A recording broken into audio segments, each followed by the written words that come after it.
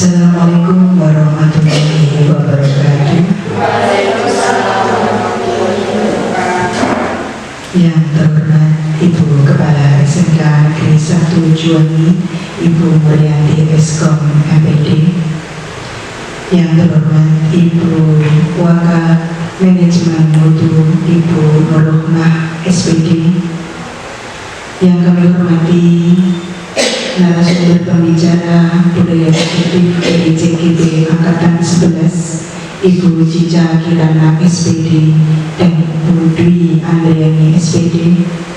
Yang kami hormati Bapak Ibu Guru SMK Negeri 1 Juwangi.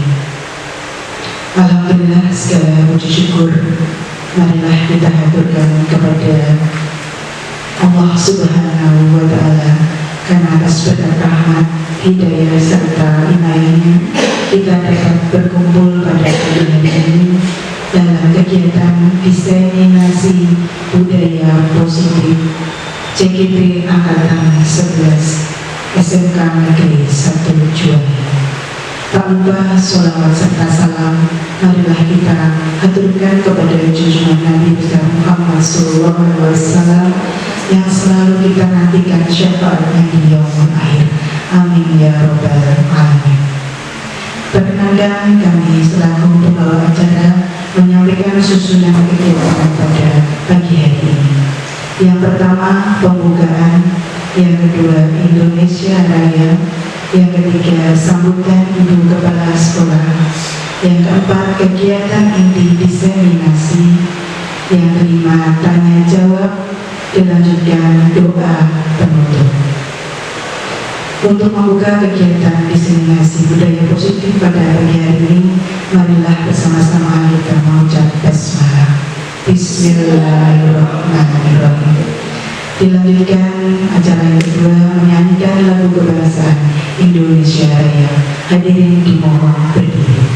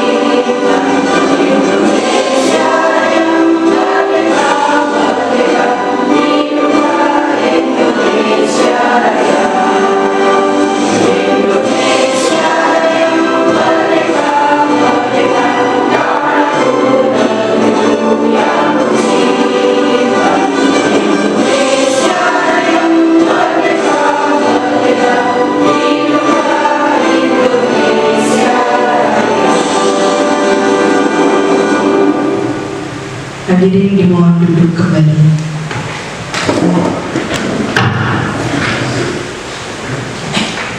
Menginjak acara berikutnya, sambutan Ibu Kepala Sekolah kepada Ibu Murianti Eskom MPD dipersilakan. Terima kasih pada Bu Safitri hari ini sebagai pembawa acara.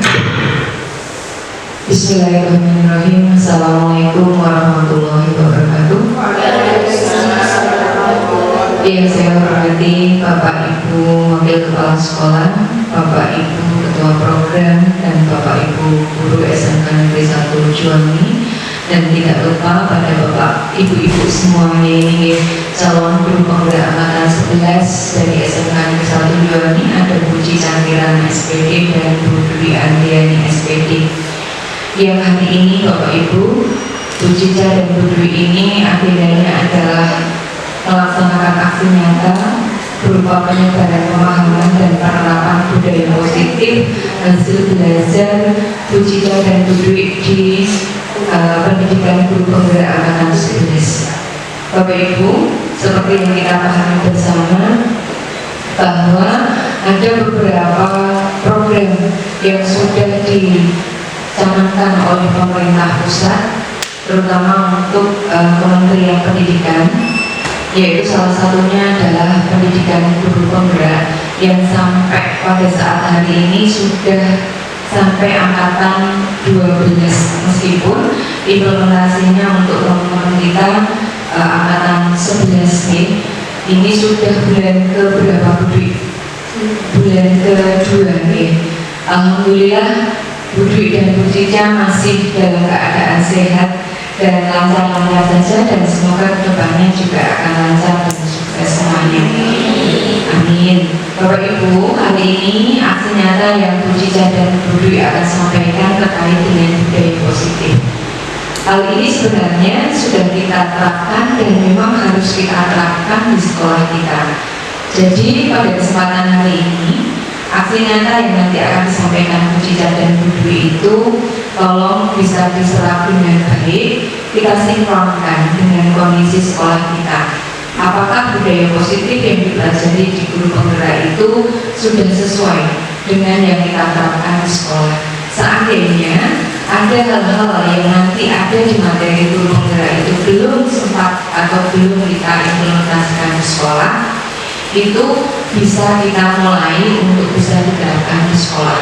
Jadi Bapak Ibu, perwakilan dari sekolah yang mengikuti pendidikan guru penggerak dari angkatan 8, kemudian angkatan 9 ya Pak Bima ya, angkatan 9 dan sekarang angkatan 11, meskipun 11 itu adalah angkatan 10 juga yang parkir ya, dan angkatan 11 yang harusnya ada 5 atau 6 orang yang hari ini baru terserap 1 dan harus parkir, nanti bisa sampai angkatan 12 atau mengikuti angkatan 12. Intinya adalah sebagai wakil-wakil kita, teman-teman yang ada di sekolah yang mungkin belum berkesempatan untuk mengikuti pendidikan calon guru penggerak ini, terkait materi-materi yang memang semua materi yang ada di pendidikan guru penggerak itu idealnya sudah bisa kita terapkan di pembelajaran kita sesuai dengan kurikulum merdeka. Jadi sharing pemerintah atau sosialisasi pemerintah terkait kurikulum merdeka itu tidak sama dengan kurikulum yang sebelumnya. Kalau sebelumnya itu bisa melalui instruktur nasional, kemudian daerah sampai dengan ke sekolah-sekolah secara bertahap dan berjenjang. Untuk kurikulum merdeka, salah satu sharing ataupun sosialisasi dari pemerintah ya dari pendidikan guru penggerak. Sehingga kalau di sekolah kita itu ada perwakilan dan itu semakin banyak, maka akan semakin bagus materi kurikulum merdeka itu bisa kita adopsi dan kita implementasikan. Karena kalau tidak melalui CGP ini, kecil kemungkinan kita untuk mendapatkan materi-materi kurikulum merdeka, kecuali kita bisa mengikuti materi-materi atau video yang ada di PMM. Jadi bentuk sosialisasi pemerintah berbeda dengan yang dulu. Kalau kurikulum merdeka ini melalui CGP yang pertama, yang kedua adalah melalui PMM. Sehingga ketika Bapak Ibu guru tidak mengikuti CGP, kemudian juga tidak mau mengikuti materi-materi yang ada di PMM, secara otomatis kurikulum merdeka sulit untuk kita pahami secara mandiri. Jadi untuk penerapan CGP ya seperti ini, salah satunya sharing untuk memfasilitasi teman-teman dari sekolah yang mungkin belum begitu maksimal untuk menguasai bahan materi yang ada di pendidikan. Yang kedua adalah melalui PMM. Implementasinya di sekolah seperti apa Bapak Ibu? Di sekolah dengan penerapan komunitas belajar. Jadi di komunitas belajar itu kita bisa menjadwalkan kegiatan-kegiatan belajar kita, ataupun kita belajar tentang materi-materi di PMM. Itu akannya pemerintah untuk sosialisasi dari materi-materi dari kurikulum merdeka. Sehingga Bapak Ibu, kita sebagai tenaga pendidik sudah semestinya mengikuti regulasi-regulasi yang memang sudah dicanangkan oleh pemerintah dengan berbagai cara maupun media. Kalaupun mungkin belum bisa berkesempatan lewat CGP, maksimalkan PNM yang ada. Sekali lagi, kita sebagai perwakilan dari keseluruhan SDM yang ada di sekolah kita di SMK Negeri 1 Juwangi, hari ini kita coba belajar bersama-sama, mendapatkan pemahaman baru dari teman-teman yang hari ini akan diseminasi Bu Dwi maupun Bu Cica.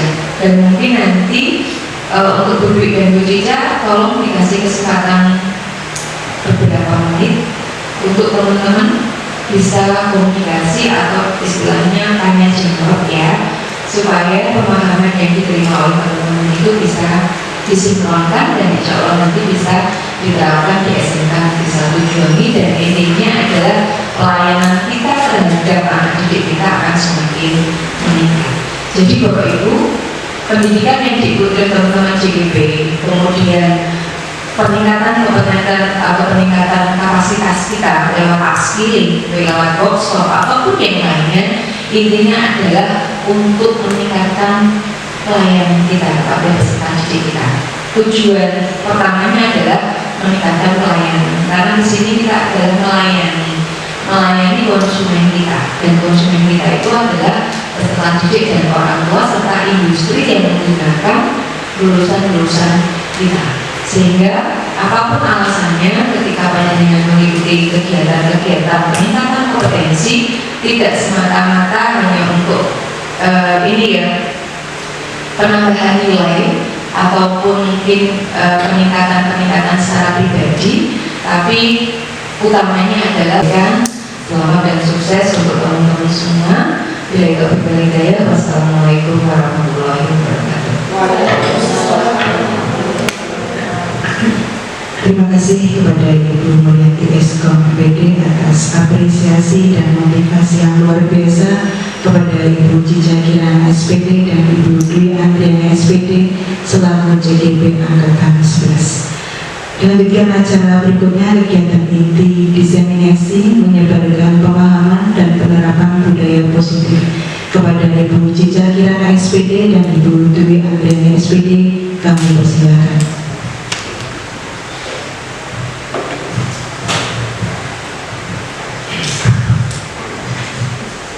Ya, mohon izin berdiri ya Bapak Ibu.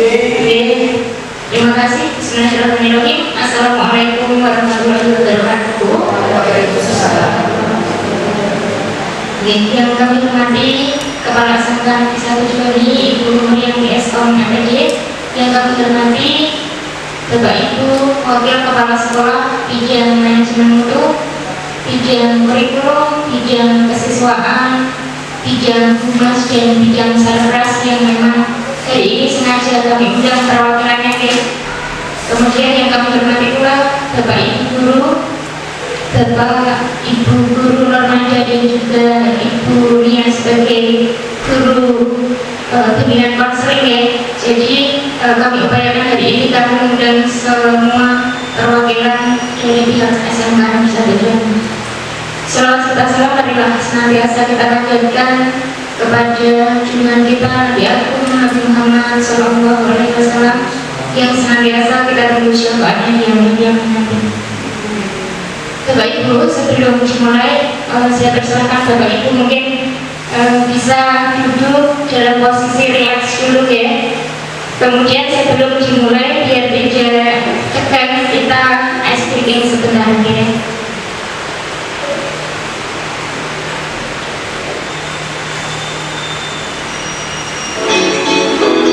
Untuk SPG nanti tebak warna ya Bapak Ibu, cukup duduk di kursi masing-masing, kemudian nanti bisa menyebutkan teks ya, teksnya tapi bukan warnanya. Jadi nanti ada teks kemudian dengan warna-warni berbeda, kemudian Bapak Ibu membacakan tulisan teksnya bukan warnanya. Sudah paham ya Bapak Ibu? Oke, saya mulai.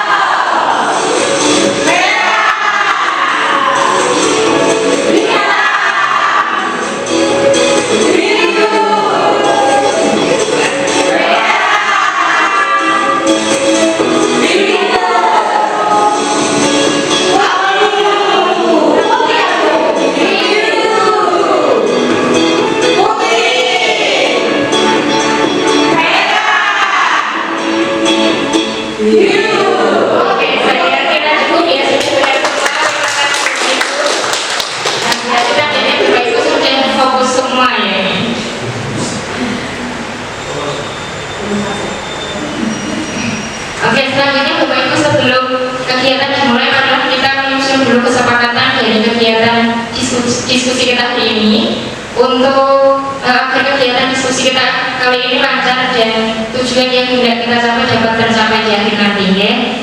Monggo Bapak Ibu ada masukan untuk kesepakatan kita hari ini. Ya, monggo Bu Fitri.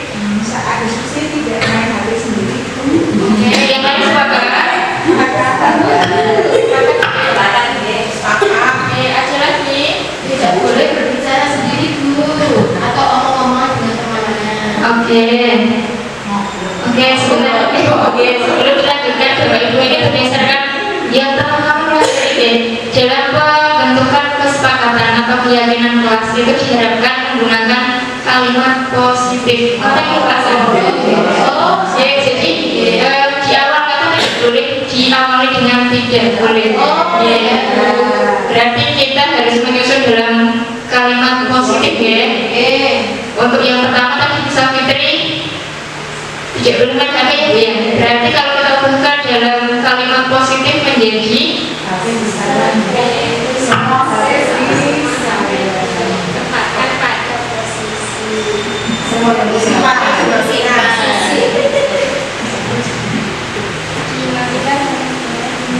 ya, yang kedua tadi dari buah tidak boleh ngobrol sendiri tadi, ya Bu.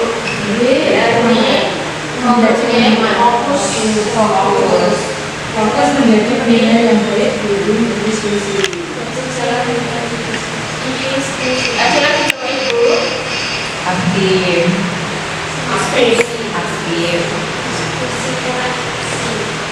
Oke, ternyata maksudnya diganti-ganti. Bisa ditambahkan aktifnya gabungan aja, fokus dan aktif gitu kan. Oke, fokus dan aktif dalam diskusi. Ada lagi masukan lain Bapak Ibu?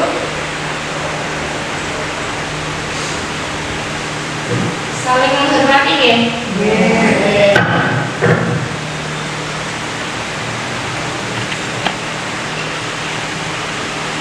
Cukup. Boleh makan dan minum tidak kira-kira Bapak Ibu? Boleh, ya. Setelah diskusi masih minum, boleh, ya.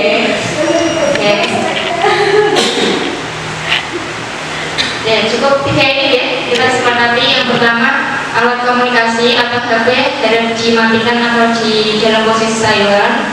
Kemudian yang kedua, fokus dan aktif dalam mengikuti kegiatan diskusi. Dan 3, saling menghormati.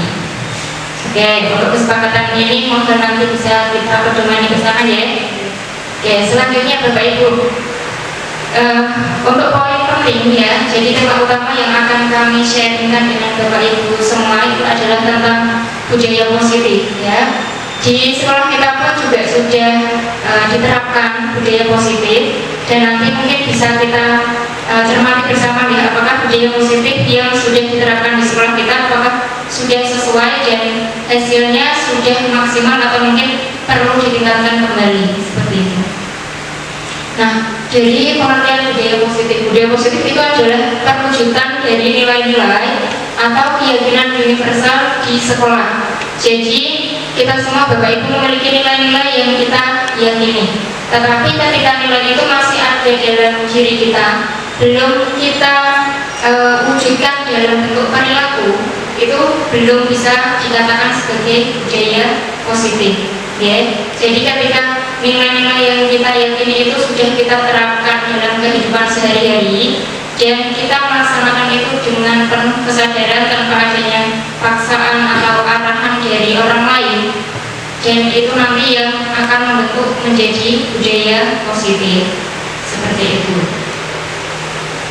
Kemudian untuk konsep inti dari budaya positif ini ada 8 poin, nanti akan saya bagi dengan berjejak. Yang pertama yaitu perubahan paradigma belajar, yang kedua tentang disiplin positif, ketiga nilai-nilai kebajikan, 4 kebutuhan dasar manusia, kelima motivasi perilaku manusia, kemudian keenam posisi kontrol seorang guru, kemudian yang ketujuh adalah keyakinan kelas, dan yang terakhir adalah segitiga restitusi. Nah, kita yang pertama akan membahas tentang pembelajaran dengan paradigma baru. Nah, mungkin dari Bapak Ibu bisa sharing dulu menurut Bapak itu perbedaan pembelajaran zaman dulu atau pembelajaran dengan metode konvensional dengan pembelajaran yang sudah modern atau dengan paradigma baru sesuai dengan pengalaman Bapak Ibu seperti apa? Mungkin salah satu bisa menyampaikan terlebih dahulu. Kalau pembelajaran yang paradigma seperti dulu itu adalah berpusat pada guru, yang sekarang adalah berpusat pada siswa. Terus untuk sekarang yang pembelajaran sekarang pun disesuaikan dengan kebutuhan siswa atau materinya itu yang berguna untuk masa depan anak. Kalau dulu kan sekedar kita menyelesaikan materi. Terima kasih. Ya, terima kasih Bu Nur. Ada lagi mungkin Bapak Ibu yang ingin menambahi yang mungkin memiliki pengalaman yang berbeda. Ya, bisa diterima Bu. Terima kasih. Yang pertama sama dengan Bu Nur, dulu itu berpusat pada guru, kalau sekarang lebih berpusat pada siswa. Yang kedua adalah adanya diferensiasi. Jadi kebutuhan anak itu harus sangat kita perhatikan, dideteksi dari awal, kemudian diikuti tidak lanjutnya adalah pembelajaran secara berdiferensiasi. Seperti itu. Terima kasih. Dan untuk kurikulum sekarang juga ada tambahan PD. Banyak ya, sehingga perlu adanya inovasi baru. Salah satunya itu dengan pendidikan karakter, ya, yang bisa dicapai dengan adanya P5 seperti itu. Nah, ini Bapak Ibu tadi juga sudah disampaikan oleh Bu Fitri dan Bu Nur, ya. Ini adalah perbedaan dari pembelajaran konvensional dengan pembelajaran paradigma baru. Nah, kalau dilihat dari sisi peran guru dan siswa, kalau dulu itu guru itu sebagai sumber utama pengetahuan, kemudian siswa hanya sebagai objek pasif, ya, yang hanya menerima informasi. Kemudian di pembelajaran dengan paradigma baru ini, guru itu hanya sebagai fasilitator dan pembimbing. Jadi aktor utamanya itu adalah peserta didik. Peserta didik sebisa mungkin kita libatkan penuh dalam kegiatan pembelajaran agar mereka bisa mendapatkan pembelajaran yang lebih bermakna, seperti itu. Nah, kemudian siswa itu juga sebagai pembelajar aktif, tadi ya, dilibatkan dalam pembelajaran, kemudian sebagai penemu dan pemecah masalah. Nah, jadi ketika kita menggunakan model pembelajaran yang beragam, ya, siswa kita minta untuk mengeksplor sendiri materi, kemudian kita minta untuk menganalisis masalah sendiri, anak tersebut nanti akan bisa menyimpulkan atau bisa menemukan konsepnya sendiri, tidak perlu dari guru yang menjelaskan, seperti itu tadi. Kemudian dari metode pembelajaran, kalau konvensional itu hanya ceramah, tanya jawab, dan latihan soal. Kemudian di pembelajaran paradigma baru ini dikembangkan lagi.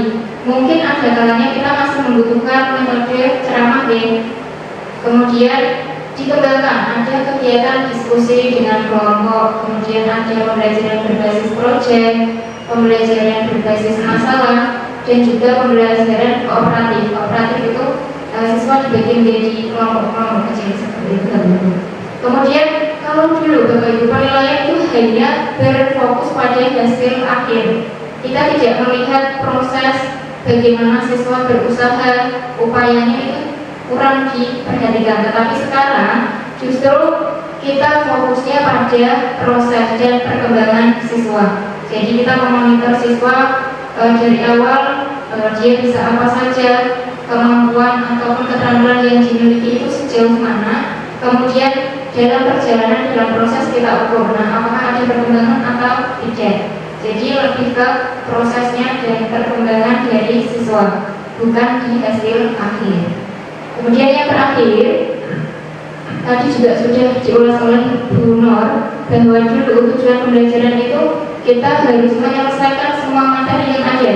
Nah, kemudian di pembelajaran paradigma baru itu mengembangkan kemampuan berpikir tingkat tinggi dan keterampilan abad 21. Jadi guru itu tidak harus menyelesaikan semua materi, tapi cukup materi yang esensial dulu yang kita sampaikan.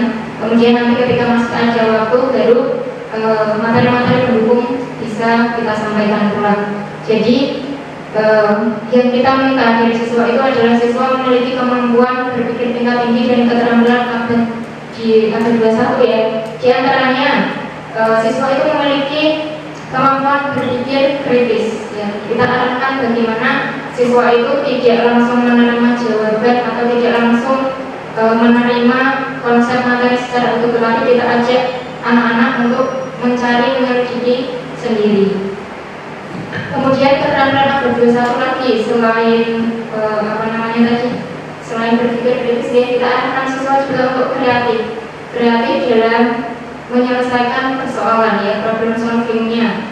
Kemudian siswa juga diajak untuk kemampuan komunikasinya itu ditingkatkan. Jadi tidak hanya mereka bekerja kemudian praktek saja di kelas, tetapi kemampuan dalam dia komunikasi entah itu dengan teman ataupun bapak ibu guru dia nanti ketika mereka berkomunikasi di dunia usaha ya atau di dunia kerja.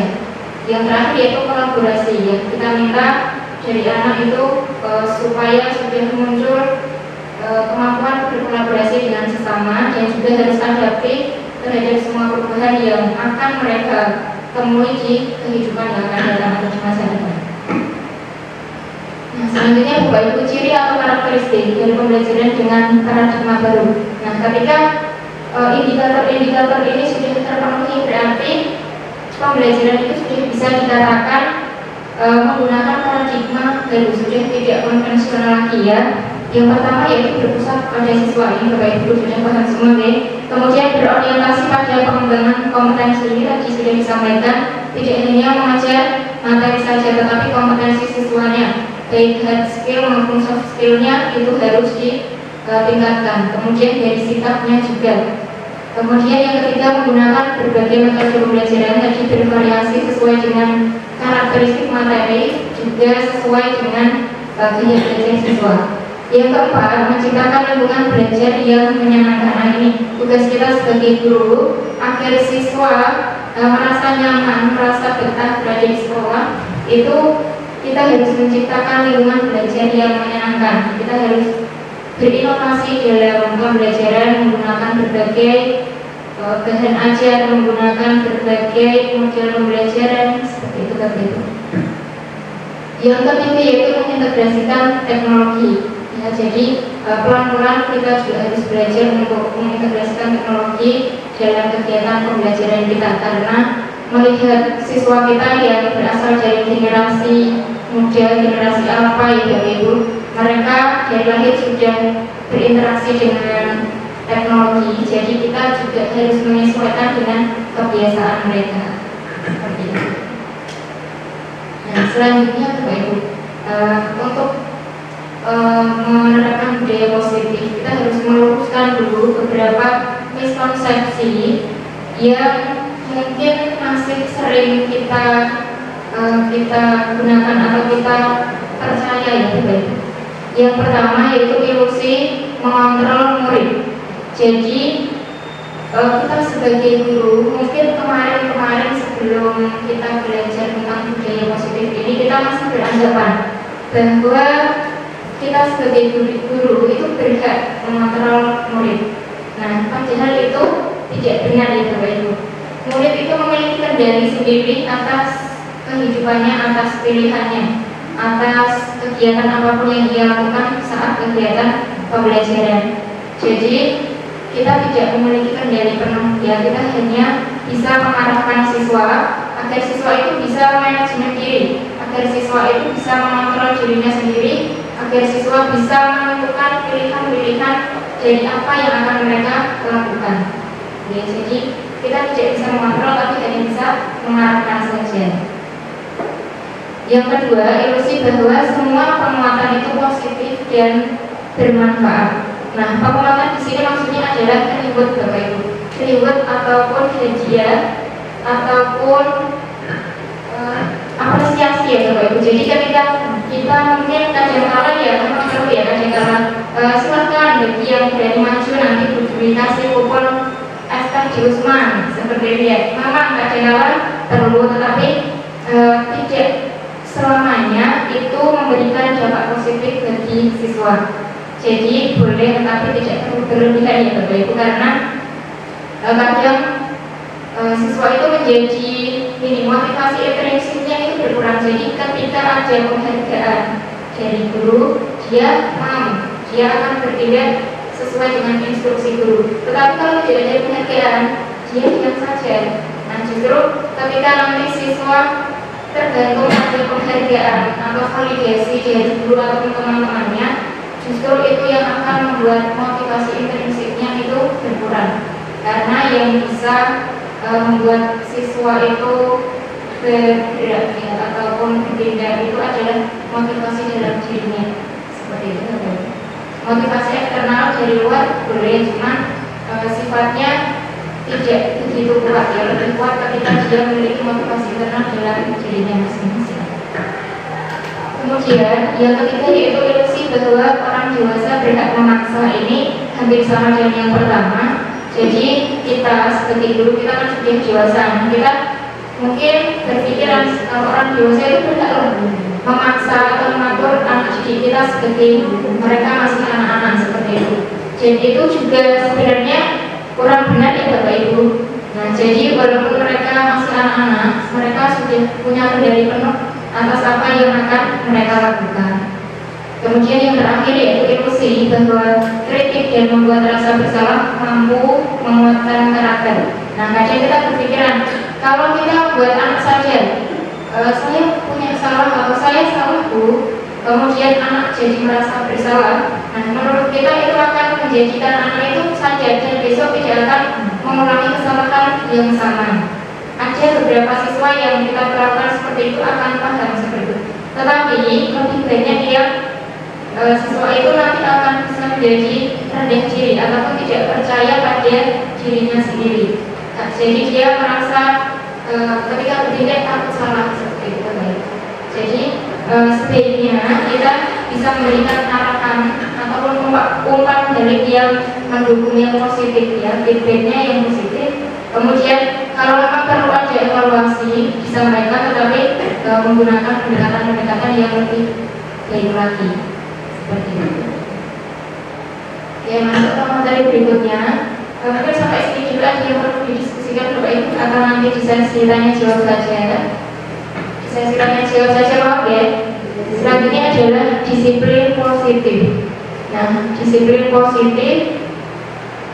Nah, sebagai pendidik, kita sebagai guru ya Bapak Ibu, tujuan kita adalah mewujudkan murid yang memiliki disiplin diri, sehingga mereka berperilaku mengacu kepada nilai-nilai kebajikan universal dan memiliki motivasi intrinsik dalam berhubungan berlaku ke arah yang lebih baik.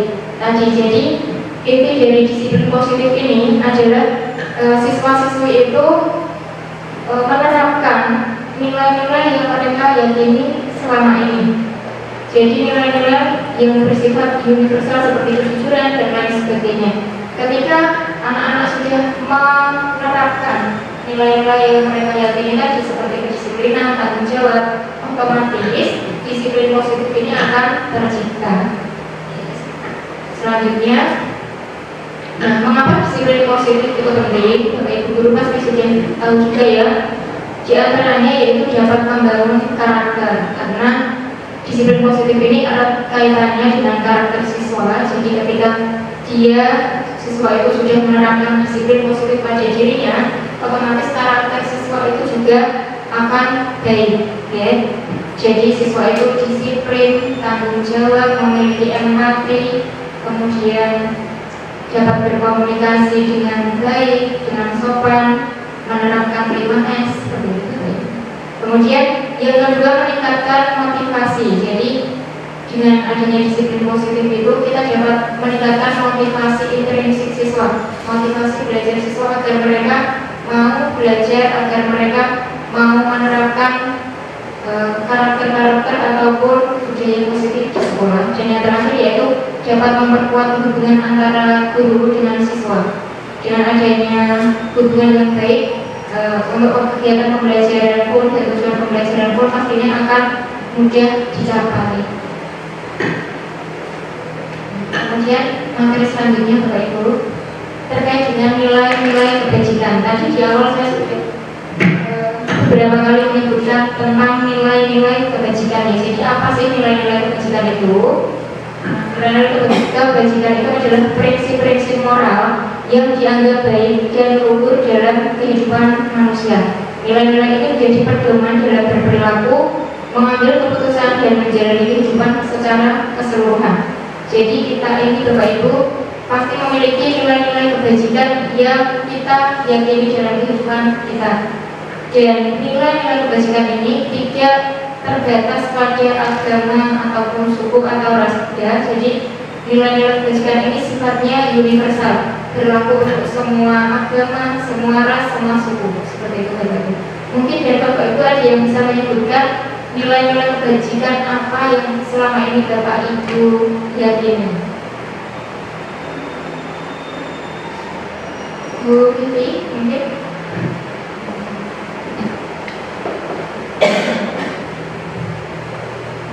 Untuk nilai-nilai kebajikan yang bisa diterapkan secara keseluruhan, yang pertama jujur, tanggung jawab. Selanjutnya Mungkin yang selama ini Bu Vivi yakini dalam kehidupan sehari-hari. itu kejujuran itu yang utama dan tanggung jawab. Oke, tepuk tangan dulu untuk Bu Vivi. Berarti ini bisa menambah biasi monggo. Mungkin yang belum disebutkan oleh Bu Vivi ya berarti. Tadi Bu Vivi sudah menyebutkan nilai kebajikan yang sudah diyakini Bu Vivi selama ini, yaitu kejujuran dan juga tanggung jawab.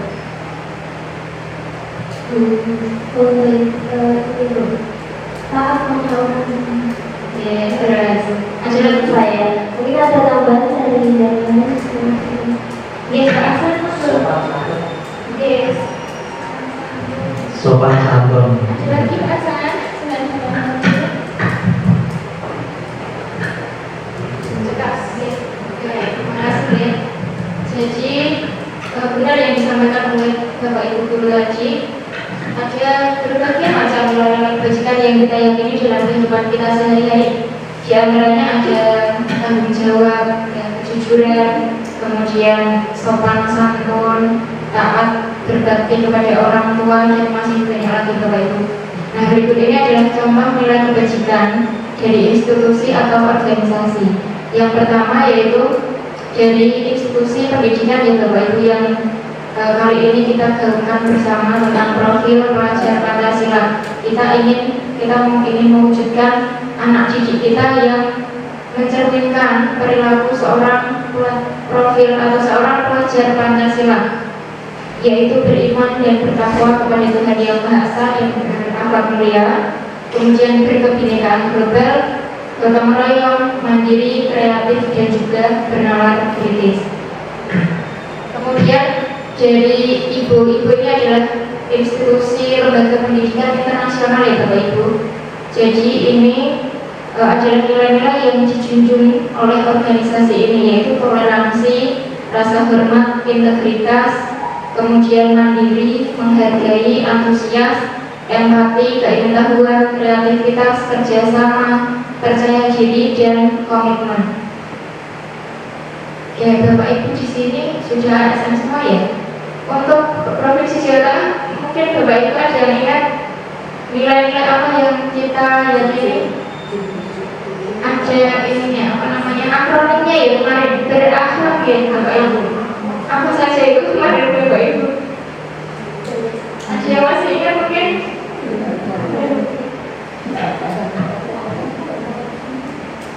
Kalau saya kemarin belum berakhlak Bapak Ibu. Kita masih generasi sama apa tidak? Belum.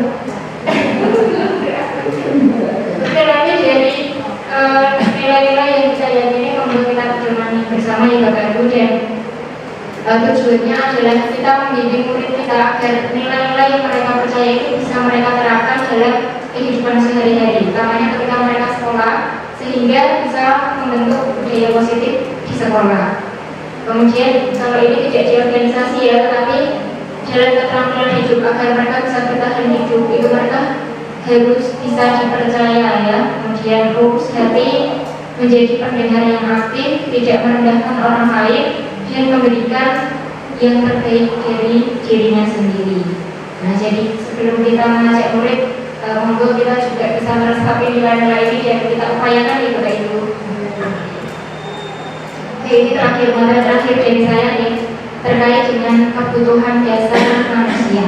Nah, pasti kita tidak memungkiri bahwa manusia itu memiliki kebutuhan dasar yang ingin mereka penuhi Bapak Ibu.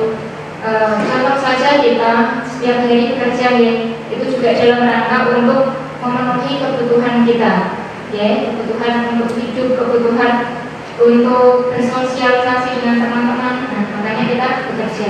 Kemudian sama dengan murid-murid kita Bapak Ibu, mereka dalam bertindak itu juga pasti didasari atas suatu alasan, dan alasan itu biasanya mengacu pada pemenuhan kebutuhan mereka. Jadi ketika kita mungkin nanti suatu saat bertemu dengan siswa yang melakukan suatu perilaku tindakan yang bisa kita anggap istimewa ya, beda dengan teman-temannya, itu perlu kita identifikasi dulu. Pasti ada alasan yang melatar belakangi mereka melakukan hal seperti itu.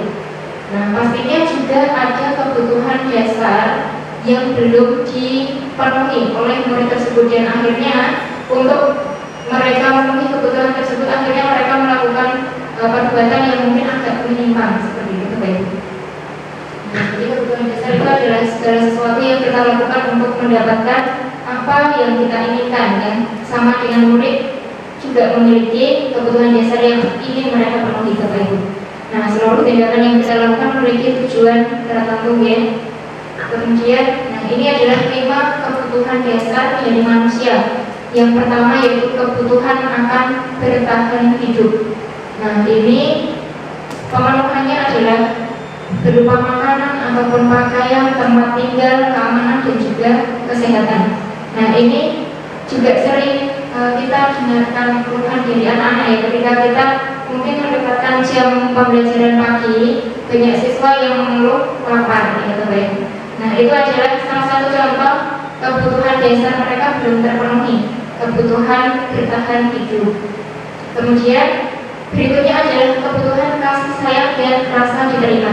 Jadi murid itu juga butuh diterima oleh teman-temannya, butuh dianggap oleh Bapak Ibu guru yang ada di kelas. Nah, siswa itu butuh diperdulikan, kemudian berbagi, kerjasama, dan menjadi suatu bagian dari kelompok. Jadi ketika ada siswa yang mungkin suka menyendiri, ya Bapak Ibu, itu berarti kebutuhan akan rasa diterimanya kurang. Nah, itu perlu kita beri pendekatan khusus ya, agar kita bisa membantu menyelesaikan. Pasti ada masalah ya. Kemudian nanti setelah kita melakukan pendekatan, nanti ada teknik pendekatan yang bisa kita terapkan, namanya segitiga restitusi. Nanti akan dibahas oleh uji saya Bapak Ibu. Kemudian yang ketiga adalah kebutuhan akan penguasaan. Jadi ada harga diri siswa yang ingin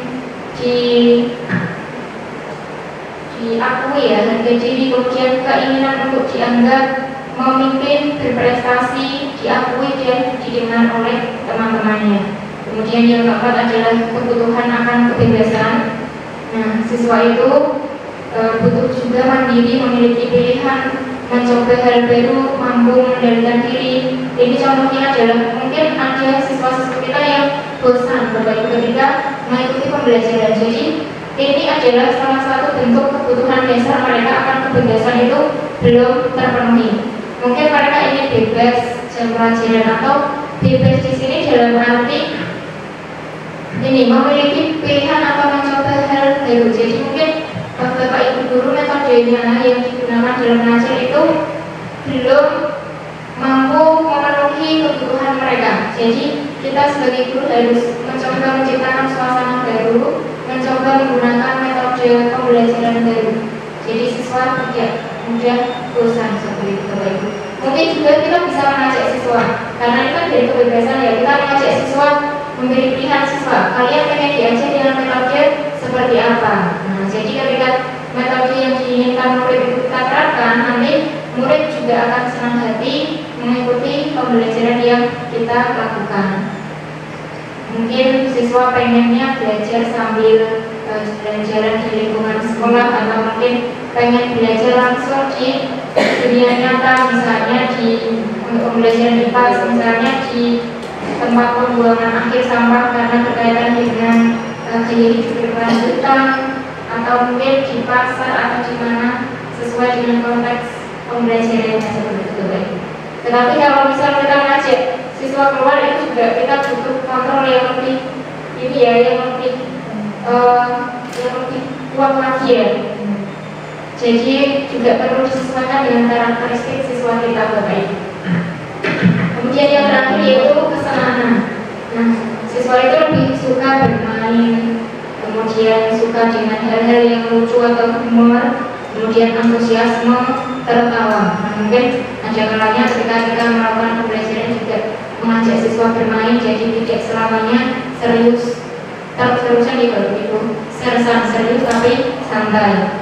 Tujuan kita, pembelajaran kita dapat diterima murid mendapatkan pembelajaran atau konsep yang kita sampaikan, tapi mereka belajarnya juga enjoy, seperti itu. Oke, ini ada studi kasus ya Bapak Ibu sebagai penutup materi saya tentang interdata dengan kebutuhan dasar manusia. Tadi ada 5 nih Bapak Ibu: bertahan hidup, kasih sayang dan rasa diterima, penguasaan, kebebasan, dan juga kesenangan. Nah, ini ada studi kasus, semoga kita cermati bersama. Ibu Jini adalah wali kelas 11 di PK. Nah, beliau sedang bingung menghadapi pula salah satu murid di kelasnya yang bernama Rehan. Beberapa teman sekelas telah mengeluhkan Rehan yang seringkali meminta bekal makan siang dan minum ya. Kemudian mintanya itu dengan paksa ya Bapak Ibu. Nah, jika Bapak Ibu menghadapi situasi yang dialami oleh Ibu Jini ini, nah kira-kira apa yang akan Bapak Ibu lakukan? Nah, menurut Bapak Ibu, kira-kira apa alasan Rehan melakukan hal tersebut? Jadi ada 2 pertanyaan. Bapak Ibu ketika nanti bertindak sebagai Ibu Jini, apa yang akan Bapak Ibu lakukan? Dan menurut Bapak Ibu itu alasannya mengapa Rehan melakukan hal tersebut? Mungkin bisa dibantu. Terima kasih. Kalau saya sebagai ibu Jini, saya akan di situ tadi Bu Dwi sudah menjelaskan tentang kebutuhan dasar. Kita akan panggil siswa tersebut, kemudian kita akan tanya apakah di dalam bertahan hidup setiap harinya si anak itu seperti apa, atau memang anak itu pokoknya digali dulu, kenapa kok bisa seperti ini, kalian selalu minta makan, apakah di rumah itu kalian memang kurang makan, atau memang kamu itu cuma jahil, karena memang beberapa kasus ada anak yang hanya jahil sama si temannya yang makan. Kalau memang si anak ini ternyata ketahanan hidupnya memang kurang dan tidak makan setiap hari kayak teman-teman 3 kali, berarti saya sebagai gurunya akan sedikit memberitahu dan setidaknya akan membantu. Seperti itu Bu Dwi. Terima kasih. Terima kasih Bu Puan. Kemudian, oke, sudah menjawab pertanyaan ya. Selanjutnya mungkin punya sebagai guru BK.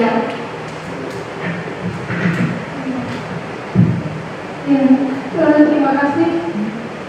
Tadi yang disampaikan Bu Dwi ada beberapa kebutuhan. Salah satunya untuk bertahan hidup ya. Nah, dari situ saya mungkin perlu melihat untuk kesehariannya di rumah tidak jauh beda dengan Bu Puan. Jadi di rumah seperti apa untuk kesehariannya dengan orang tua bagaimana, dalam arti setiap pagi apakah memang sudah dimasakkan orang tua atau bagaimana, atau sudah disiapkan orang tua tapi tidak mau membawa atau apa. Nah, itu dicari dulu latar belakangnya kenapa. Nah, kalau ternyata memang dia itu, tapi kan ada ya, dalam arti dia kalau nggak jadi temannya dia kurang puas kayak itu. Nah, kalau dia memang ada karakter yang seperti itu, kita perlu ada pembimbingan dengan siswa tersebut. Kemudian apa alasan Raihan melakukan hal itu? Nah itu ya kita bimbing aja, kita bimbing.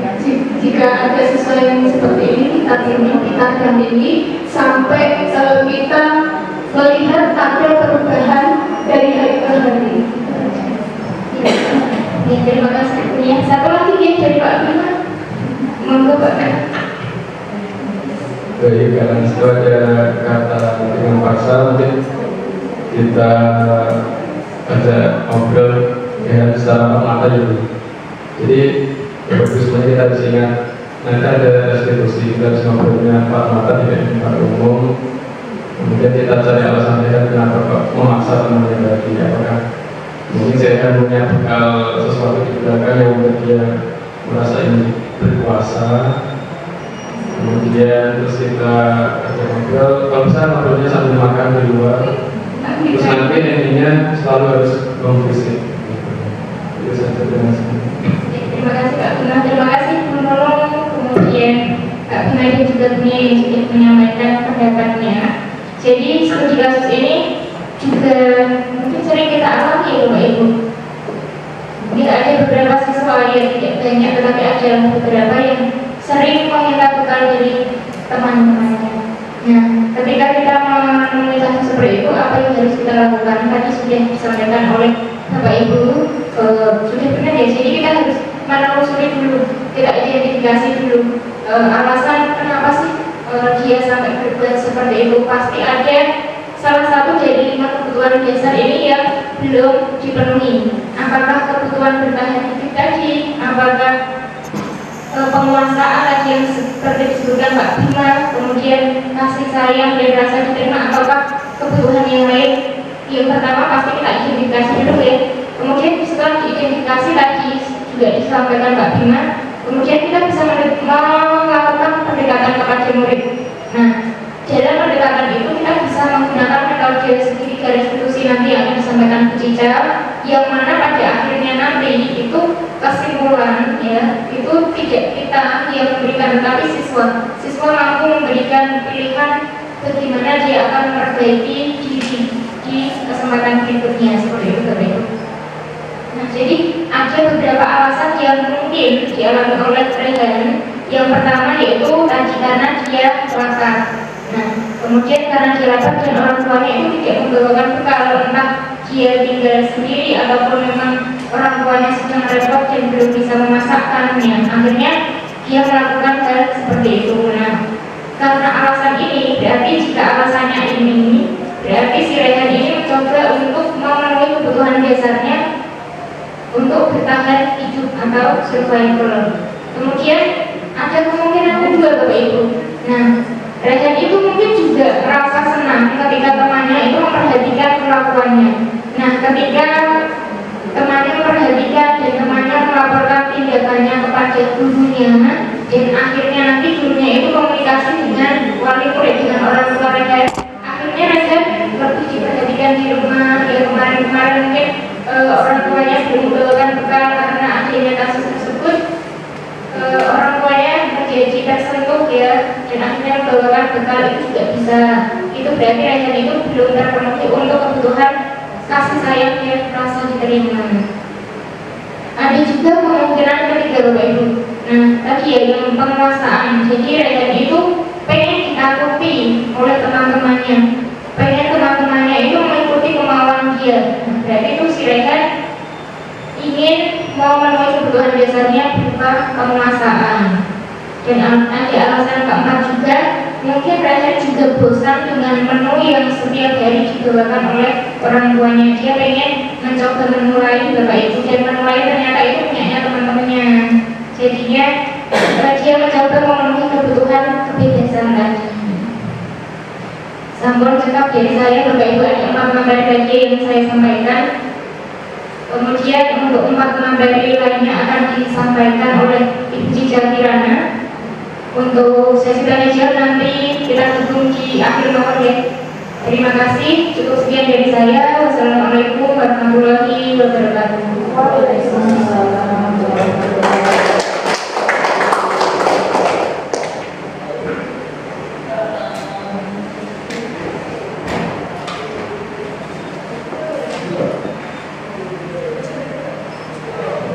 Baik, terima kasih. Assalamualaikum warahmatullahi wabarakatuh.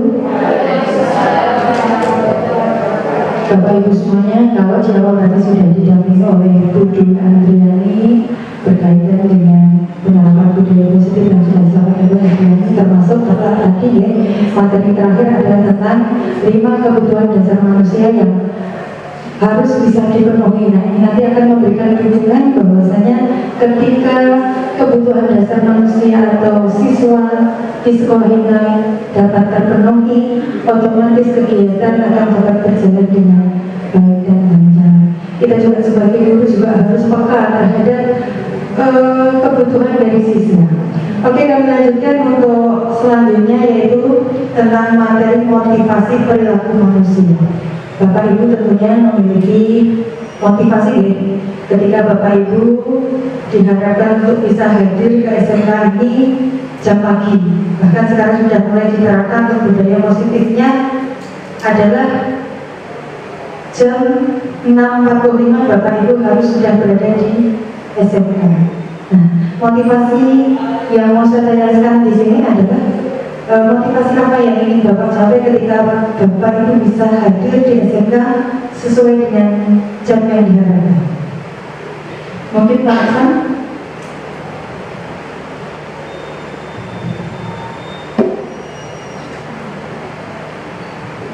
Untuk motivasi perilaku manusia, maka dari sekolah memberikan istilahnya peraturan yang disepakati bersama dan dilakukan bersama, sehingga semua warga sekolah istilahnya mengikuti kebiasaan positif yang dilakukan di sekolah seperti itu. Seperti di sekolah menerapkan budaya mungkin berangkat lebih awal atau berangkat lebih pagi dengan budaya 5S, itu salah satunya memberikan istilahnya kebiasaan positif di sekolah kita, terutama di SMK, yang harapannya nanti bisa diterapkan di lingkungan sekolah atau mungkin setelah lulus itu bekerja atau berwirausaha atau nanti bekerja atau nanti berwirausaha atau mungkin kuliah. Maka dari pembiasaan-pembiasaan yang baik ini, terutama kedisiplinan ini dari anak SMK harus kita tanamkan lebih awal. Nah, dari pembiasaan itu maka untuk pembiasaan yang lain, mungkin mengerjakan tugas atau yang lain, maka akan terbiasa untuk tepat waktu, disiplin, tanggung jawab yang sesuai nilai-nilai di budaya positif, serta sesuai dengan profil pelajar Pancasila yang diharapkan siswa nanti menjadi penerus atau mungkin menjadi generasi yang bagus dan bisa sukses, terutama di SMK itu sesuai dengan minat dan bakatnya atau sesuai dengan passionnya. Maka Bapak Ibu guru istilahnya mengarahkan dengan lebih baik sehingga siswa itu sukses dan bahagia, senang, selamat juga, baik itu nanti sekolah atau nanti meneruskan ke jenjang yang lebih tinggi. Itu saja yang saya. Sebelum lanjut Pak Hasan, apakah dengan budaya itu Pak Hasan sendiri juga mulai menikmati, dan apakah Pak Hasan juga melakukan itu juga berdasarkan karena kesadaran diri ataupun karena sesuatu hal Pak Hasan? Kalau budaya, istilahnya budaya positif itu untuk sekolahan kita harus bersama-sama kolaborasi, tidak hanya 1-2 guru. Jadi semua pihak, baik itu mungkin dari Bapak Ibu guru, kalau sekolah, manajemen atau siswa, itu kita sepakat bareng-bareng. Kalau dari saya itu termasuk kesepakatan perilaku baik yang harus kita dorong, kita bersama-sama. Mungkin ada yang namanya orang yang mungkin sudah terbiasa disiplin, ada yang belum disiplin, maka dari perilaku yang baik itu maka akan memberi pembiasaan yang positif. Gitu. Intinya kita memberi pembiasaan yang baik kepada mungkin diri kita sendiri, pada teman, dan juga kepada saudara kita sendiri. Terima kasih Pak, saya kasih tepuk tangan dulu Bapak Ibu. Ya. Bahwasanya motivasi perilaku manusia ini adalah sesuatu hal yang tumbuh dalam diri kita ya, yang bisa memberikan dorongan pada diri kita untuk berlaku lebih baik. Bisa di kemudian tiga motivasi perilaku manusia ketika dia melakukan sesuatu hal itu tentunya ada yang pertama yaitu untuk menghindari ketidaknyamanan atau hukuman. Bapak Ibu tentunya tahu ketika kita berangkat pagi, kemudian siswa juga berangkat pagi, ya, bisa jadi untuk motivasi bisa berangkat pagi itu karena ada alasan bahwa mereka tidak ingin adanya ketidaknyamanan dan juga hukuman. Kalau misalkan untuk siswa terlambat datang ke sekolah, otomatis nanti di gerbang sudah ada penanganan khusus di sana dengan STP 2. Kemudian untuk Bapak Ibu guru sendiri mungkin tidak nyaman pekewuh dengan rekan sejabat, atau mungkin juga pekewuh dengan buku kepala, atau mungkin juga takut dengan nanti akan mendapatkan hukuman. Ini juga terjadi oleh siswa juga Bapak Ibu. Jadi ketika siswa melakukan perilaku manusia ini juga ada beberapa motivasinya. Kemudian motivasi yang kedua, untuk mendapatkan imbalan atau penghargaan dari orang lain. Kadang kita sebagai guru harus bisa menjadi contoh ataupun suri teladan. Kita melakukan hal ini bukan karena kita mendapatkan imbalan, walaupun toh setiap bulannya kita sudah mendapatkan imbalan ya, berupa gaji ataupun tunjangan yang lainnya. Nah ini yang perlu kita syukuri. Kemudian untuk siswa sendiri, dia melakukan hal tersebut seperti yang disampaikan oleh Bu Dwi tadi ya, melakukan hal tersebut karena adanya faktor atau motivasi intrinsik pada diri mereka masing-masing. Mereka sadar betul apa yang mereka lakukan itu nanti akan memberikan imbas atau imbal balik yang baik untuk dirinya. Dan ini juga bisa kita awali dengan menerapkan budaya positif ataupun motivasi ini kita terapkan pada diri kita sebagai pendidik atau Bapak Ibu yang mendampingi siswa nanti dalam belajar. Jadi dalam pembelajaran itu kita juga harus bisa memberikan pelayanan yang terbaik untuk siswa kita, terutama untuk siswa kita yang sangat luar biasa uniknya. Ya. Ada yang tipenya orangnya itu sukanya humoris, ada yang tipenya santai, ada orangnya yang lelet, atau mungkin ada orang yang cepat pola pikirnya. Nah ini semuanya harus mendapatkan pelayanan yang baik. Kita selalu bisa memberikan dorongan-dorongan yang positif untuk mereka. Kemudian ada juga mereka melakukan untuk menjadi orang yang mereka inginkan dan menghargai diri sendiri dengan nilai-nilai yang mereka percaya. Ketika mereka melakukan sesuatu hal itu karena memang mereka sudah sadar diri. Ya, contoh kalau Bapak Ibu guru, tanggung jawabnya adalah mengajar. Tentunya apa yang menjadi konsekuensinya ketika penjenengan harus hadir pagi, pulang sesuai jam, nah itu konsekuensinya ya harus kita laksanakan bersama-sama. Kemudian untuk anak-anak sendiri juga, ketika mereka mulai mempercayai nilai keyakinan pada diri mereka masing-masing, mereka akan melakukannya secara sendiri, ya. Tidak ada paksaan, tidak ada unsur mereka takut atau mereka itu pekewuh dengan yang lain, tapi mereka sadar bahwa ini adalah merupakan tugas atau tanggung jawab yang harus dilaksanakan. Selanjutnya Bapak Ibu, untuk mengupayakan itu, ketika kita menuntut ataupun mengharapkan siswa kita itu sesuai dengan yang kita harapkan, tentunya Bapak Ibu harus melakukan suatu progres di sana ataupun program kerjanya. Ya. Untuk mengawali pembelajaran di awal tahunnya, kita bisa menerapkan yang namanya keyakinan sekolah atau kelas. Di sini guru tidak bisa lepas Bapak Ibu, dalam arti ketika menyusun ini siswa menyusun sendiri, kemudian guru tinggal ACC, tidak. Guru harus bisa mewujudkan terbentuknya keyakinan kelas dengan adanya kesepakatan antara guru dan juga siswa. Utamanya ini untuk wali kelas, mungkin guru mapel juga bisa. Ketika mau melaksanakan pembelajaran, kita bisa membuat kesepakatan kelas dulu. Ya, seperti halnya tadi yang disampaikan oleh Bu Dwi, bahwa hal-hal yang perlu kita sampaikan menggunakan kalimat yang positif. Ayo, misalkan anak-anak besok pembelajaran olahraga ya, tolong untuk bisa datang tepat waktu.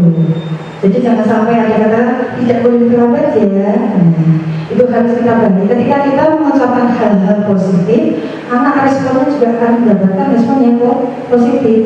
Bahkan anak sendiri juga akan melihat kalau bapak ibu gurunya itu gretek ataupun bapak ibu gurunya peduli, mereka secara kesadaran diri merasa diperhatikan. Itu nanti akan menumbuhkan nilai-nilai keyakinan pada diri mereka secara individu intrinsik itu nanti keluar sendiri. Oh ternyata selalu diingatkan kan menjadi pembiasaan. Oh iya, datang tepat waktu. Nah seperti itu. Ini bisa kita lakukan di awal kita mau pembelajaran. Di tahun ajaran baru kita masuk ke kelas, khususnya untuk kelas 10 ya, kita bisa memberikan ini motivasi kepada anak, kemudian kita menyusun keyakinan kelas bersama anak-anak. Di sini nanti anak-anak akan memunculkan, Bu, saya pembelajarannya pengennya nanti seperti ini, dan kesepakatan kelasnya nanti seperti ini. Datangnya tepat waktu Bu, misalnya seperti itu. Kemudian nanti 5 menit sebelum pembelajaran kami diizinkan untuk istilahnya berbenah dulu, ganti kaos dan sebagainya, seperti itu. Jadi diharapkan di sini untuk anak ketika sudah membuat keyakinan kelas bersama gurunya, mereka ketika mengikuti pembelajaran tidak merasa tertekan, tapi mereka juga merasa senang dan juga Ini adalah contoh ya Bapak Ibu, contoh di kelas 11B1 kemarin, ke 10B1 dibuat berdasarkan diskusi dengan siswa. Nah di sini ada beberapa hal yang sudah kami sepakati bersama untuk membuatkan keyakinan kelas. Yang pertama berkaitan dengan menghargai waktu. Nah, menghargai waktu ini bisa kita asumsikan datang tepat waktu ke kelas. Kalau kita sudah mulai ada aturan baru, misalkan kita memiliki kesepakatan sekolah bersama bahwa nanti harus sampai di sekolah jam 6.50, anak-anak berarti jam 7 harus sudah sampai di kelas. Kemudian memulai dan mengakhiri kegiatan belajar sesuai dengan jadwal. Nah ini yang paling penting Bapak Ibu, ketika mengawali pembelajaran itu juga harus, kalau pagi hari itu bisa tepat waktu, insya Allah anak itu bisa terkondisi dengan baik. Kemudian ketika kita mengakhiri juga diharapkan bisa sesuai dengan jadwalnya. Dan sekali lagi ketika kita mengakhiri jangan lupa untuk kita dicek lagi siswa kita di dalam kelas atau di lapangan itu masih berapa. Kalau pagi tadi misalkan 36, ya harapannya selesai pembelajaran ya 36. Jangan sampai nanti kita lupa ada 2 siswa misalkan izin ke kamar mandi, ternyata tahunnya sudah selesai, ternyata di kamar mandi itu diketok-ketok nggak bisa, anaknya pingsan di kamar mandi. Nah itu yang perlu kita waspadai. Selanjutnya menggunakan waktu belajar ya secara efektif dan efisien. Ketika belajar biar lebih efektif dan efisien, nah kita sebagai guru harus mempersiapkan proses perencanaannya. Perencanaan kita bagaimana? Kalau perencanaan kita itu sudah siap, termasuk salah satunya adalah penyusunan waktu. Kemudian kalau tidak mau belajar itu Pak, ketika kita mau menghadapi siswa, kalau kita harus belajar dulu. Kita mau menyampaikan ke siswa itu ya, kita nanti lebih nyaman. Kita bisa menguasai materi. Kita berikan contoh-contoh konkret untuk anak-anak dalam kehidupan sehari-hari sehingga mudah dipahami. Kemudian selanjutnya ini adalah saling menghormati pendapat dan perbedaan individu. Nah ini yang sering di kelas kita temui. Kadang anak-anak itu berdebat hanya karena masalah sepele yang akhirnya terjadi di sana konflik-konflik. Awalnya juga hanya dorong-mendorong, tapi setelah itu konfliknya terjadi yaitu seperti pembulian, misalkan menyebut nama orang tuanya. Itu ketika kita pergantian jam mengajar pun, kenapa 5 menit sebelumnya paling tidak kita sudah persiapan untuk masuk ke kelas yang lain. Harapannya biar kegiatan itu tidak terjadi Anak kita itu unik loh, ditinggal 5 menit deh, tiba-tiba sudah bisa kabur. Nah, ini pentingnya untuk Bapak Ibu harus selalu kontrol anak. Kemudian menggunakan bahasa yang sopan dan santun. Kalau dalam pembelajaran mungkin yang kita gunakan adalah bahasa Indonesia, tapi tidak menutup kemungkinan untuk meningkatkan dan juga istilahnya memberdayakan kearifan lokal termasuk bahasa Jawa yang kesannya itu adalah ada nilai budayanya, itu juga boleh kita masuk di sana. Jadi anak-anak itu juga bisa mengetahui bahasa daerah. Nah, tapi lazimnya yang memang kita gunakan adalah bahasa yang sopan, ya bahasa Indonesia. Selanjutnya, tidak mengganggu teman saat belajar atau berbicara. Dan ketika belajar, beberapa anak tentunya kita harus tahu betul karakteristik dari anak. Satu kelas itu beda-beda. Mungkin satu geng itu nanti ada yang sukanya belajar sambil dengerin musik. Ada yang 1 atau 2 anak dia hanya diam saja. Dipoyoi konsolnya, dia berada di belakang. Nah, itulah yang harusnya nanti kita perhatikan. Mungkin anak yang seperti itu harus kita berikan perhatian lebih dan kita bisa mengarahnya untuk di depan. Selanjutnya, menjaga kerahasiaan pribadi teman. Nah, misalkan ada teman di kelas, ya kalau bisa ya rahasianya dijaga, jangan sampai nanti temannya merasa tersakiti. Terkadang anak salah curhat itu ya, biasanya curhat sama temannya, masalahnya sepele. Nah, itu yang terjadi, nanti temannya cerita dengan yang lain dan akhirnya menjadi hubungan mereka menjadi renggang. Nah, terkadang itu nanti juga larinya ke wali, curhatnya ke wali. Nah, ini perlu dalam pembelajaran ini juga menjaga untuk kerahasiaan pribadi teman. Jadi kita sebagai guru pun juga ketika ada siswa bermasalah, kita juga menanyakannya juga secara pribadi, tidak secara, misalkan kalau itu hal pribadi ya kita tangani secara pribadi. Mungkin dengan berdua kita ajak kemana, komunikasi, dialog seperti itu. Selanjutnya, menjaga lingkungan kelas. Nah, ini menjaga kebersihan kelas dan lingkungan sekitar. Nah, kalau kita lihat program yang sudah kita laksanakan, kita bisa melihat untuk lingkungan sekitar kita sudah bersih, sudah ada peningkatan. Mungkin kalau ke depan, mungkin ya penghijauan lagi, mungkin penghijauan. Suasana di SMK ini sudah lumayan, perlu ditingkatkan penghijauan karena di sebelah barat itu perlu untuk yang warna-warna hijau ini yang nanti bisa ditambahkan.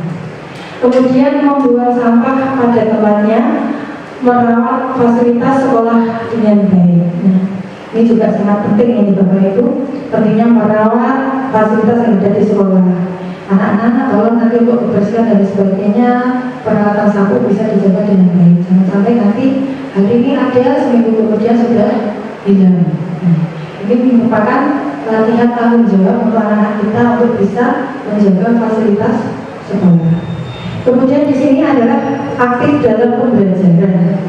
Anak-anak harus aktif dalam pembelajaran di sini. Ketika kita mengajar pun jangan sampai pembelajaran itu kita yang menguasai atau gurunya yang dominan di sini. Harapannya sedikit pertanyaan sederhana itu kita lontarkan kepada siswa. Termasuk ketika kita mau pembelajaran, anak-anak hari ini bagaimana kabar kalian? Ini akan menjawab ada yang baik bu, sedih bu, dan sebagainya. Kenapa sedih, kenapa baik, kenapa senang, dan sebagainya. Kita harus tahu betul posisi anak-anak kita. Ketika anak kita dalam kondisi tidak baik atau tidak senang pun capek. Nah, kita harus gali kenapa capek. Oh, ternyata kemarin Agustusan ramai kegiatan di kecamatan banyak pun ikut pawai, karnaval, ikut lomba budaya seni barong. Nah, itu menjadi salah satu ya tadi bisa menjadi pemikiran kita untuk bersama bersama. Kemudian tanggung jawab, kita melatih untuk mengambil tanggung jawab atas perilakunya sendiri, mengerjakan tugas kelompok dengan baik, menjaga nama baik kelas. Nah, kita berikan kesempatan kepada anak untuk bisa bekerja kelompok bersama teman-temannya dengan baik, kemudian menjaga nama baik kelas. Satu kelas itu harus memiliki apa? Jiwa korsa, ya, satu sakit semuanya sakit. Nah, kalau bisa biar tidak sakit semuanya bagaimana? Satu kelas harus bisa kompak. Nah, biar kompak bagaimana? Ketika kalian sudah menentukan kesepakatan kelas atau keyakinan kelas, ya dijalankan bersama. Selanjutnya, selain menyusun keyakinan kelas atau juga kita minta untuk dialog bersama, kita diskusi bersama dulu untuk membuat konsekuensinya. Dan konsekuensinya di sini bisa berupa pernyataan lisan untuk mereka yang melakukan pelanggaran ataupun ringan. Kemudian yang kedua, diberikan tugas tambahan mungkin yang sekiranya bisa meningkatkan komunikasinya. Kemudian yang ketiga, nanti bisa berkoordinasi dengan warga. Nah, ini kenapa ketika kita merasa kesulitan, kita tidak bisa menyelesaikan permasalahan ketika kita mengajar, mungkin ada yang perlu kita koreksi, mungkin diri kita. Kemudian yang kedua, ini merupakan tanggung jawab bersama, jadi kita bisa melakukan kolaborasi dengan guru yang lain. Kalau bermasalah dengan kepribadian atau mungkin kehidupan yang ada di lingkungan, nah kita bisa kerjasama dengan BK, bagaimana anak ini seperti ini, apakah betul lingkungannya di rumah seperti ini.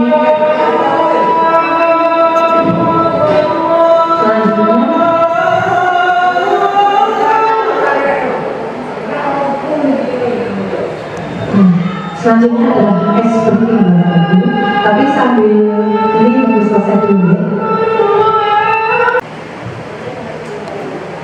Bapak Ibu, saya lanjutkan dulu ya. Ya, untuk mengawali sesi kedua ini saya lihat Bapak Ibu sudah mulai lelah, mulai dari kemarin AMBK dan sebagainya. Silakan Bapak Ibu berpasangan dan berhadapan-hadapan untuk ekspresi siang hari ini. Silakan berdiri ya, berdiri. Oke.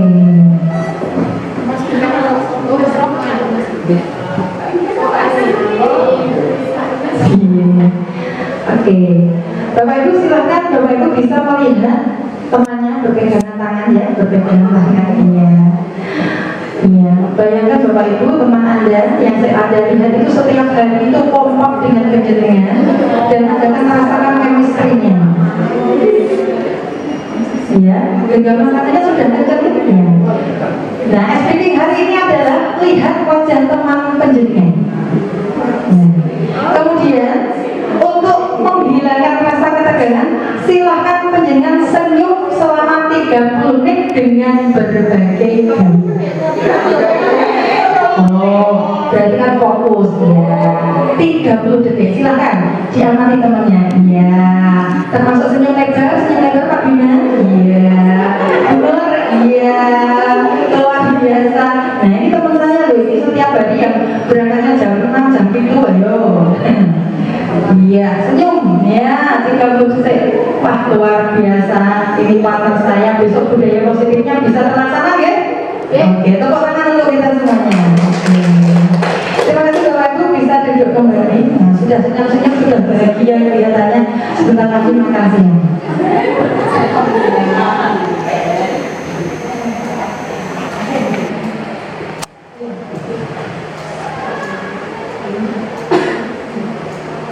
Baik, untuk selanjutnya materi tentang posisi kontrol atau restitusi. Bapak Ibu, tentunya penjelasan di sini ya sudah pernah membaca belum bukunya Diana Gosen yang kaitannya dengan 5 posisi kontrol restitusi. Kita sebagai guru memiliki peran yang sangat penting sebagai kontrol untuk kegiatan pembelajaran kita. Nah, di sini kita sebagai guru juga harus bisa menerapkan posisi kontrol restitusi yang paling baik yang bisa kita terapkan dalam lingkungan sekolah kita. Ada 5. Yang pertama adalah guru sebagai penghukum. Nah, ketika Bapak Ibu pagi hari masuk ya, kemudian diberikan jadwal untuk piket di depan gerbang, penjenengan lihat putra-putri penjenengan ada yang terlambat. Ayo, yang terlambat silahkan ambil posisi pusat. Nah, ini merupakan contoh guru sebagai penghukum. Anak didik kalau pagi hari sudah diberikan hukuman itu rasanya gimana? Pembelajarannya nyaman tidak? tidak nyanyi. Otomatis dari awal sambutannya saja sudah tidak menggoda. Kemudian yang kedua, guru sebagai pembuat rasa bersama. Halo, kowe menaik sing kenamben. Kok bedino kowe tolong. Ini akan menjadikan apa? Efek buat siswa itu sangat luar biasa. Ya. Mereka merasa bersalah. Halo, kita bersalah apa? Ya bersalah. Kemudian ada lagi jika melu rehan telah. Nah, ini menjadikan bahwa guru ini akan membuat rasa bersalah dalam diri siswa. Ya Bu, saya salah, memang saya telah terus semuanya saya telah. Jangan sampai anak itu kehilangan rasa percaya dirinya. Mungkin telah karena sebab akibatnya mungkin banyak bocor atau apa. Kita sebagai guru harus tahu apa yang dialami oleh siswa kita. Guru juga bertindak sebagai teman, ya. Ayolah lu, masak Bu Nunung, masak Bu Fitri, mosok begitu yang ada di kowe. Nah, ayolah, untuk satu jalan, ibu sekolah untuk kasih ya. Itu guru menempatkan sebagai teman. Jadi, ayo tolong kok pekewo, kalau ada bumor nanti yang mana aku pekewo, masak mau aku. Di sini guru berperan menjadi seorang teman. Kemudian guru sebagai pemantau. Nah ini biasanya juga guru matematika. Dilihat dari depan. Kultura, terus di kanannya, saya perhatikan dari pagi kamu kok tidur aja. Kenapa ya? Nah, guru memantau aktivitasnya siswa apa. Kadang kita yang harus respect juga. Siswanya kenapa kok tidur terus? Mungkin ada alasan tadi malam mana, atau mungkin tadi yang disampaikan Bu Dwi, metode yang digunakan kurang kreatif, kurang inovatif, itu terus jadi anak merasa bosan ketika penjenengan menjelaskan malah ditinggal turun atau tinggal tidur. Kemudian guru menjadi atau sebagai seorang manajer. Nah ini yang diharapkan Bapak ini. Ketika kita menjadi seorang guru, kita harus bisa berperan menjadi seorang manajer. Manajer itu bagaimana dong? Tugasnya manajer itu bagaimana? Oke, Bu Fitri?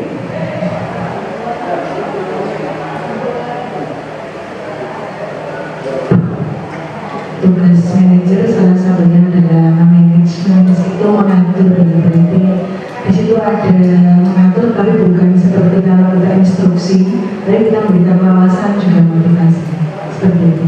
Ya. Berarti manajer memberikan wawasan dan juga motivasi. Kalau guru bagaimana Bu? Nah ini Ibu WMM ini biasanya ya sering gitu.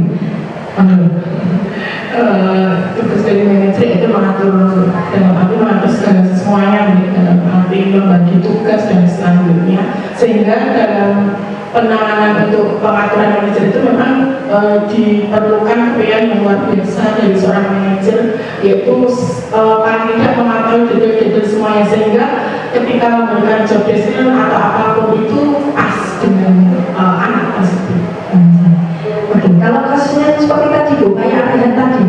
Kalau dia selalu manajer yang dilakukan apa?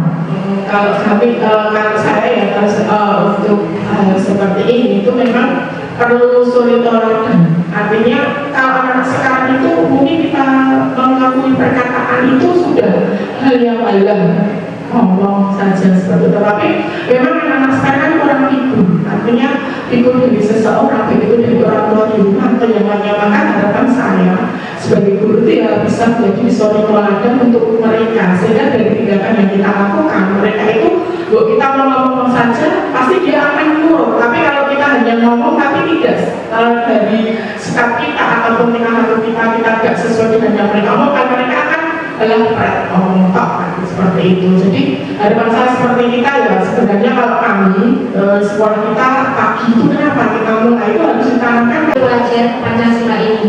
Ya, kemudian kalau seperti kita ke KSN itu kan kita memiliki instansi ya dari Pemprov Jateng itu yang mewajibkan kita sebagai ASN yang berakhlak seperti itu. Jadi titik beratnya adalah lingkungan di mana ia berada. Seperti itu, Bu. Apakah bisa diterima? Oke. Oke, kemudian lanjut pertanyaan kedua dari Bu Safitri terkait dari beberapa miskonsepsi dari teori kontrol yang selama ini mungkin kita perjuangkan seperti itu, Bapak Ibu. Jadi pertanyaannya tadi adalah bagaimana meningkatkan motivasi intrinsik siswa ya. Jadi tadi juga sudah disampaikan oleh Bu Cica juga, oleh saya juga bahwa motivasi dari tindakan siswa itu ada tiga. Dua diantaranya itu yang pertama adalah motivasi internal dulu yang dari dalam diri. Di mana motivasi internal itu siswa itu memiliki keyakinan bahwa dia itu harus menghargai dirinya sendiri. Nah, bagaimana agar dia dihargai oleh dirinya sendiri dan orang lain sehingga dia memiliki motivasi yang kuat, saya harus seperti ini tanpa ada pengaruh ataupun arahan dari luar. Kemudian yang kedua adalah motivasi ekstrinsik, yang mana motivasi itu sifatnya adalah kurang kuat ya, tidak sekuat dari motivasi internal. Jadi dua motivasi ini dibutuhkan. Kalau yang eksternal tadi adanya pujian atau penghargaan atau apresiasi dari teman-teman ataupun dari bapak ibu guru, dan yang kedua itu adanya punishment atau hukuman ya. Nah, kalau di selama ini di pengalaman kita itu ternyata siswa-siswi kita itu lebih cocok ketika kita kasih motivasi eksternal seperti itu ya. Jadi dua motivasi itu sifatnya mendukung ya bapak ibu, kita tidak bisa saling meniadakan dari dua itu, jadi semuanya harus mendukung. Nah, ketika kita masih sulit membuka motivasi intrinsik siswa, bisa kita mulai dari motivasi ekstrinsik, tetapi sambil berjalan kita juga harus menanamkan motivasi intrinsik siswa. Nah, caranya diantaranya adalah kita harus memberikan pemahaman ke siswa. Jadi mungkin siswa itu belum memiliki motivasi intrinsik, ibaratnya dia itu belum paham manfaat dia belajar itu apa sih. Nah, jadi kita harus memberikan pemahaman dulu. Nah, kalau kalian belajar ini, kalian nanti bisa ini. Kemudian alasannya, jadi ketika kita nanti kenapa kamu kok ada aturan kita harus datang jam 6.50. Nah, itu kan hanya kontra dari siswa ya, siswa tidak setuju. Nah, ketidaksetujuan siswa itu diantaranya mungkin karena mereka itu belum paham tujuannya. Kenapa tuh kita harus membuat peraturan seperti itu? Nah, tugas kita tadi menyampaikan, memberikan pemahaman ke siswa. Nah, adanya peraturan ini latar belakangnya apa? Mungkin nanti ini adalah sebagai pembiasaan kalian sebelum kalian masuk ke dunia kerja. Dunia kerja itu lebih ibaratnya lebih keras daripada ini, dan ini adalah wahana kalian, ini adalah proses kalian menuju persiapan kalian ke dunia industri. Jadi motivasi intrinsik itu bisa dikuatkan ketika kita terus-menerus kita tidak bosan dan tidak lupa untuk memberikan pemahaman kepada siswa akan pentingnya ataupun alasan dari adanya suatu peraturan ataupun kesepakatan tadi, atau mungkin ketika saat kita pembelajaran mereka belum ada motivasi benar, kita di awal harus memberikan pemahaman dulu. Nah, ketika nanti kamu belajar ini, kamu akan seperti ini akan kelebihan apa, manfaat apa yang akan diperoleh siswa ketika siswa itu memahami pelajaran tersebut. Mungkin itu jawaban dari saya, bisa diterima. Oke, pertanyaan selanjutnya tadi dari Bu Nur terkait dengan dalam pembuatan kesepakatan kelas ini, dalam penyusunan kesepakatan kelas ini tentunya dari masing-masing kelas itu juga berbeda-beda. Tentunya guru juga berbeda-beda. Cenderung anak mengambil kesepakatan kelas yang lebih mudah dan paling enak. Mungkin dengan pengambilan kesepakatan kelas yang mudah dan enak itu juga sudah disetujui oleh masing-masing guru ataupun wali kelas di sana ya. Jadi selama itu kesepakatan kelas itu memberikan kenyamanan ataupun semangat belajar anak, ya tidak masalah. Kesepakatan yang enak karena pembelajaran ini sesuai dengan filosofi Ki Hajar Dewantara bahwa pembelajaran itu kan harus berpihak kepada murid. Sedangkan kita harus bisa memberikan pelayanan yang terbaik untuk murid kita. Walaupun murid kita sangat luar biasa, ya, uniknya, nah, itu juga perlu kita gali Bapak Ibu. Kita gali kenapa seperti itu. Kita kembali kepada kebutuhan dasar manusia tadi, 5 kebutuhan dasar manusia. Bisa jadi dengan kita menerapkan hal-hal yang lebih tegas, misalkan tidak boleh berangkat terlambat seperti itu. Jam 7 harus sudah siap di lapangan. Nah, sekarang Bapak Ibu bisa mengamati apakah dengan kita melakukan seperti itu sampai saat ini budaya positif kaitannya dengan anak sudah tercipta lebih baik. Dalam akhir-akhir minggu ini loh dengan bersama bahwa cenderung anak banyak sekali yang tidak mengindahkan. Bisa jadi hal-hal yang sifatnya negatif atau tidak jawab dengan bahasa yang positif itu akan menanamkan pada diri anak itu adalah merupakan suatu hukuman. Anak akan merasa bahwa saya tidak dihargai, aku ini terlambat, benar-benar aku mungkin antar gue, berarti bocor dan sebagainya. Terkadang ada guru yang bisa memahami itu, ya, bisa menerapkan tadi, ya, sebagai manajer ditanya dulu. Kemudian kita stabilkan identitas kita dulu bersama anak, kita samakan. Guru dulu juga pernah terlambat. Nah, memang manusia itu harus sempurna. Nah, dengan bahasa yang halus itu saya kira bisa kita upayakan, ya. Walaupun TBSM seperti itu, nah, kita coba untuk belajar CDP selain dengan kemarin ya umur untuk challenge, ya, kita upayakan nanti kita sampai Desember butuhin dengan upaya berangkat pagi dan lain sebagainya itu nanti kita lihat persentasenya. Ketika Bapak Ibu nanti bisa menyelesaikan permasalahan siswa dengan memposisikan kita sebagai manajer, dan itu nanti coba kita lihat, okay, bersama dengan BK. Hal ini tidak bisa kita lakukan sendiri Bapak Ibu. Kita harus kolaborasi, betul. Kolaborasinya dengan siapa? Kita dengan guru mapel. Mungkin dalam pembelajaran kita tidak bisa menguasai, guru satu bisa menguasai. Kita bisa menjadi istilahnya coaching untuk teman kita ngajar, kita yang dampingi. Dan kita bisa ambil dari hal positif yang teman kita ajarkan dalam kelas mereka. Kok bisa ya kelas TO1 diajar oleh guru bisa kondusif? Kok dengan dimana pemahaman dari konten materi kurikulum ini juga tidak bisa merata secara bersama-sama, sehingga kurikulum yang lama itu kurikulum yang salah. Hanya saja paradigmanya ada yang berbeda.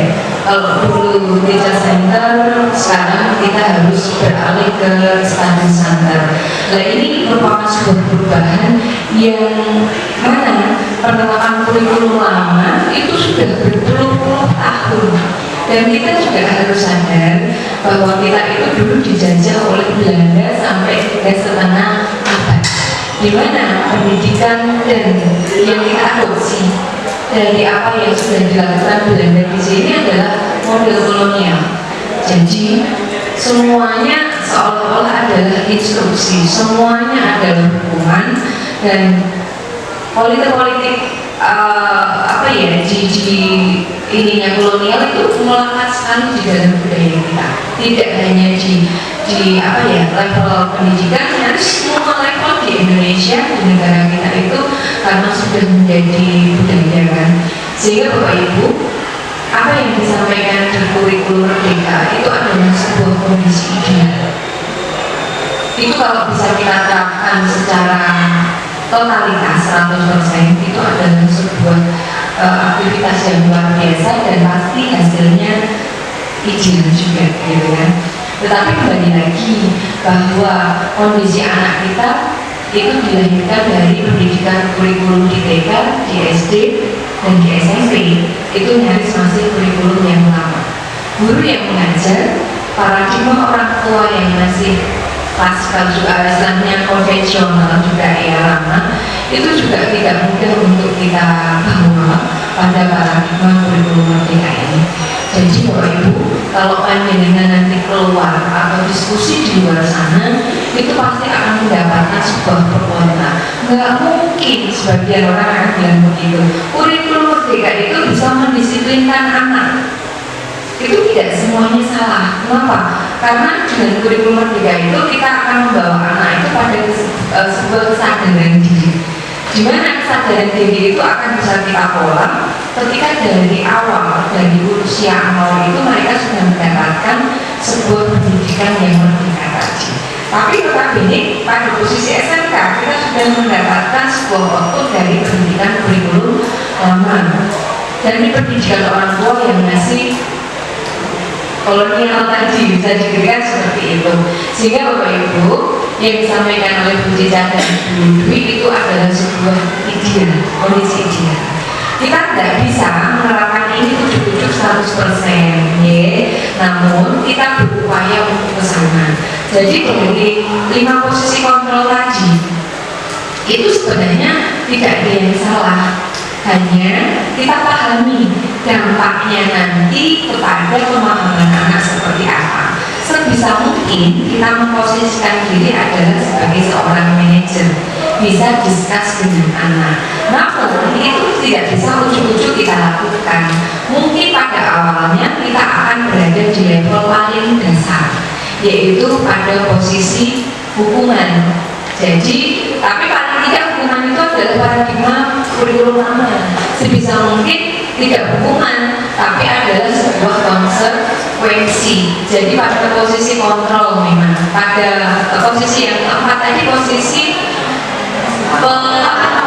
pemantau itu ya jadinya istilahnya mengamati, kemudian jadinya bisa ini juga gitu kan. Jadi paling ideal itu di pemantau, sekaligus di manajer. Tapi nggak mudah kan. Lalu untuk menuju ke sana itu diawali dengan tadi posisi kontrol sebagai teman, merasa bersalah dan seterusnya tadi itu mesti akan kita lalui. Jadi Bapak Ibu nggak usah bingung, nggak usah ngeluh, karena yang disampaikan ini tadi adalah sebuah kondisi ideal. Untuk menuju ideal, kita melihat kondisi anak kita. Sama seperti proses coaching ya Bu ya.